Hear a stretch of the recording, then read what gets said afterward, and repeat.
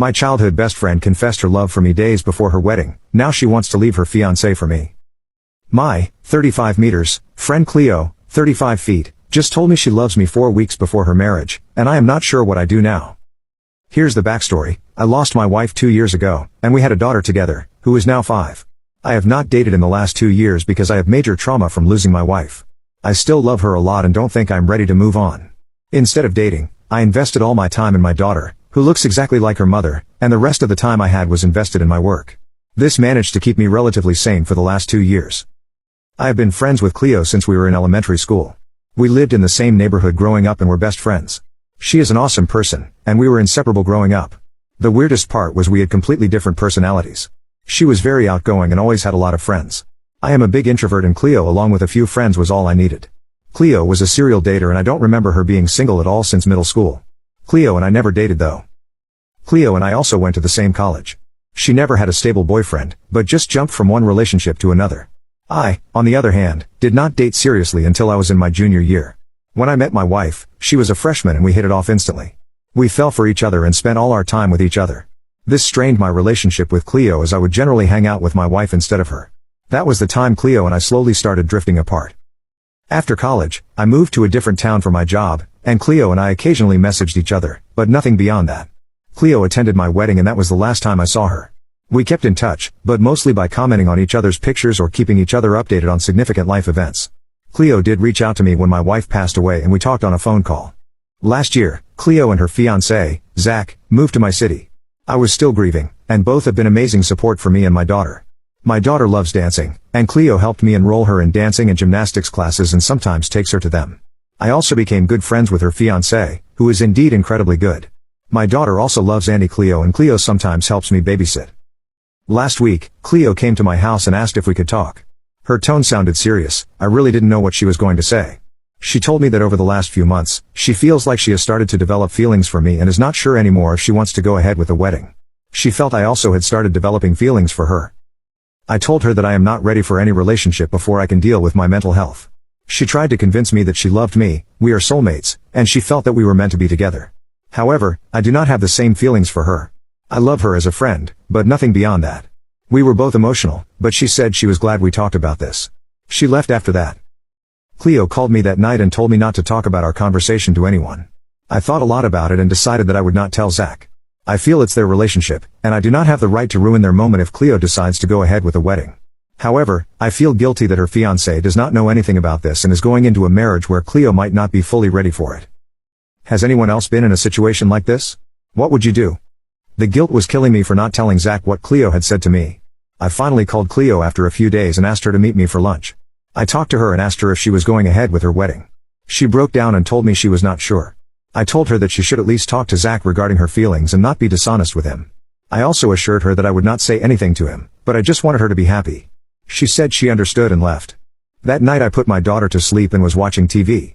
I heard a loud knock on my door, and it was Zach. I opened the door, and he was in tears. He started yelling at me and asking me why I had to steal Cleo out of all the people. I tried to calm him down, but he just kept on shouting. I was trying to get him to sit down on the bench on our porch. I told him my daughter was sleeping upstairs, but he slowly was getting more and more physical. He punched me in the face, and I was able to push him off. I told him to get out of my house, and he sat in his truck and drove away. I immediately called Cleo, and she was crying and did not sound well on the phone. She told Zach that she could not marry him, because she had feelings for me. I was really scared for her, after the physical altercation with Zach, and told her to gather some clothes and get out of the house. She did that and came to my place. I just didn't feel she was safe with Zach. I consoled her for almost 2 hours and was able to get her to sleep. The next morning, we had to call her parents to let them know about what had happened. Cleo kept a brave face, but I could see how much she was hurting. Her parents asked her to take a few days off, and immediately come back home, and she did take a flight in the evening to go home. Over the next 2 weeks, the wedding was called off. Cleo and I were talking every day and she was just very exhausted. She talked to Zach a few times and kept on asking her to take more time to think. However, I think Cleo just wanted to get out of it and decided to just break it off with Zach. Currently, Cleo is staying with us for the last 2 weeks. She still has a job here and started going back to work last week. I have talked to Cleo in detail about what happened. Cleo told me that Zach and her were dating on and off for the last 4 years. Zach is not very career-oriented, and Cleo is very good at her job. She felt he was a nice and reliable person, but was unsure about him from the start. She felt that she was not getting any younger, and hence they decided to get married. When she heard about my wife passing away, she just felt really bad and wanted to be around me to comfort me. When she got her big promotion, which meant she could work in a corporate office, she immediately chose my city and moved here. Zach also moved here and got a new job. She never had any romantic feelings for me back then. As she started hanging out with my daughter and me, she started feeling the bond we shared when we were growing up. Except, I was the broken one and she was taking care of me. She said that she realized that she was enjoying her time with us, more than with Zach. She realized she made a mistake with Zach, and what she wanted was right in front of her. Hence, she slowly started thinking about me in that way and finally told me about it. She knew her relationship with Zach was over the moment she confessed to me. It's a crappy situation, but I am glad that she realized that before getting married rather than after. As for Zach, I feel bad for him. He is moving back to our hometown closer to his family. He is currently in their apartment and will move sometime next month. I know a lot of you would be curious if we were dating. We are not dating. I don't think I can date anyone right now and neither should Cleo. She is my friend, and I am happy that she is staying with us, and plans to be here until everything is sorted out. My daughter loves having Annie Cleo around too, so that's a bonus. Plus, it's really nice to see her slowly get back to normal. What I know is that we are friends for life, no question about that. I spent decades asking for my boyfriend to propose. He finally proposed and now I don't want him. Yesterday after dinner my 52 feet boyfriend, Jackson, of 30 years, 53 meters, proposed to me. He just walked towards me holding a box and said to open it. It was a ring and I had pictured this moment a million different times but never thought I'd be so apathetic. There was no flair about this proposal, like what was he thinking? My boyfriend then said that he was retired now and wants to kick back and enjoy life with me, and would love to do it all with me as his wife. A nice speech and all, but from the 5-year mark of our relationship onwards, I had been making clear my deep desire to marry, and was consistently dismissed, given empty promises, gaslit, like a stove. We had been through the gamut with therapy and one counselor implied that me telling him we needed to go to therapy and getting his butt on the couch still means nothing if his mind has been made up. I was in denial about the fact he was just giving me the false illusion of progress to stall. Jackson and I have 4 kids. The oldest 3 are adults, while the youngest is 15 feet. All of our kids went to a private school filled with typical Southern soccer parents. I had to endure PTA moms' jabs about me not sharing a last name with my kids. Preteen years were hell because the other kids would taunt my kids by saying your dad would rather sin and go to hell than marry your mom. Jackson's mom would tell him marriage would be selfish on my part, it is just a piece of paper. Jackson ended up rising up the ranks until he became an executive. I was a stay-at-home mom, so I felt like there was always a power imbalance, exasperated by the fact I could be executed and removed at any time. I partly did stay because I wanted my kids to have the best life and because I felt lucky and proud to be partnered with such an intelligent, successful man, but also because I loved him. These past few years my boyfriend's career has taken a downturn. He will never be poor, but the company he was part of took a nosedive during COVID, and he had made enemies out of associates and board members. He decided to step back from his role and take the generous severance agreed upon. Now he is living off his investments and wants to relax. I did not like how his career ended and how he treated people and had been deciding whether I wanted to leave and find somebody else after our youngest turns 18. So the proposal was a shock because I should hope that he noticed I have avoided conversations about the future as of late. He waffles on about downsizing our house so we can travel and also cutting back on our other expenses, but we're not married so it's all his money and his house anyway. He did notice my eye roll and was offended. He asked what's wrong and I said that suddenly now that he's downsizing I'm good enough to marry. He got mad and said that now that he's downsizing and no longer an executive, I suddenly think our relationship is disrespectful. And started implying I was a gold digger. I was so angry I walked out and said I might just go out looking for a respectful relationship because I don't know what respect is anymore. Should I just suck it up and marry him or run away and never look back? Update 1. My boyfriend and I didn't speak for a while after the engagement fight. I've been with him long enough to know that when he goes and closes the bedroom door before I get in that's a signal that I should sleep in one of the guest rooms, so I did that. However, this morning I broke the ice. I told him about how dismissed I felt over the years. I also said that we are both in our 50s and these last few years have taught us that people at work who praise you one day can easily turn on you the next. True partners in life are valuable and hard to find, so I wished he'd treat me like I'm valued. Instead he treats me like he thinks prettier, better, and just as loving is always around the corner. I apologized for the eye roll but told him that if he wants marriage, I want a quick committed timeline and genuine happiness from him to be marrying me. I don't need a big party. He listened to me and finally asked if this was about the money and security. He told me that being an executive's girlfriend required things of me, but if I wanted to work I could have. He said he doesn't think I'm grateful enough for the position in society I was in due to his career. But that he's not mad about the eye roll. He said he didn't succeed by being that sensitive.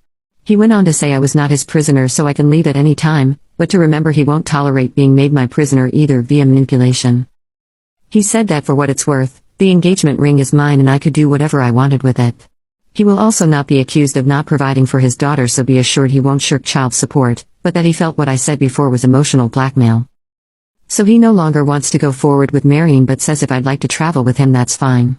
Him traveling is non-negotiable, and so if I wanted to get a job it would have to be a remote job. It was a sad conversation and I spent a few hours alone after that. I felt I had nothing to lose, so I just asked him if he would support me getting an associate's, but that most associates for technical careers were in person. He then dropped the bombshell that if I wasn't traveling with him he wasn't going to go those periods without intimacy. I was astounded by his callousness because he's back to take it or leave it. We fought again with me saying we're all feeling the effects of age, I've supported him through health issues, and if he thinks he can just find somebody who has that loyalty I've shown him, he's wrong. At this point I'm looking for ways out. I can't say I haven't been tempted to say I'll travel with him and try to get a remote job, but also realize how resentful I am that he continues to need to have the power in the relationship. I don't think I'll ever know my value truly, but something telling me there has to be better out there, at least in a partner. Update 2. It's been over a month since the events that changed everything. I really wish this update could have been positive. I'm not doing well. But what remains is hope. Hope in the kindness of others, my grown kids, employers, courts, even my kid's dad. Hope in the value of love that I've given so freely to my kid's dad. Because I was raised to believe even those who don't appreciate the love I've given them will eventually self-actualize and pay it back. Here's what has happened since. Since Jackson accused me of trying to keep him an emotional prisoner, I tried to show him I valued his freedom. I gave him his space and showed that I could live life without trapping him. I started doing that right after our discussion. His reaction was anger. After our talk he started glaring and picking fights over everything, the speed at which I did housework, my spending, within his allowance, and cut it to nearly zero. He even asked for the ring back during an argument. Just a few days after our conversation about the engagement he picked a fight and accused me of ignoring him. He said he wanted me out. I said no, I deserve to be here. He responded by having a lawyer send me a notice telling me to vacate that day. It happened so quickly I was too shocked to react. My kids were torn between dad's bluffing and try to leave. But now he's filed to evict. It's up to the courts now. I tried looking for legal aid, but the person I talked to was cold and implied that my status as a mom and partner won't protect me from eviction. I've tried sending out applications for office jobs, but was told by friends to be kind to myself because if one rejection comes, something better will be along. My adult kids suggested I apply for food stamps. I haven't out of shame. They said if I do and Dad and I no longer live together, the government will help me collect child support. My grown kids said they can't risk upsetting Dad. My oldest told me a gas station was hiring night shift, and he'd try to help once he graduated. Just when I decided to just be grateful for the job, they rejected me after an interview where I feel I spoke well. That hurt. But I keep having hope because every day there are new remote and non-remote jobs posted, saying they'll train the right candidate. I am applying to every corporation it seems. With hope that one of them will take a chance on me, give me an interview that I will ace.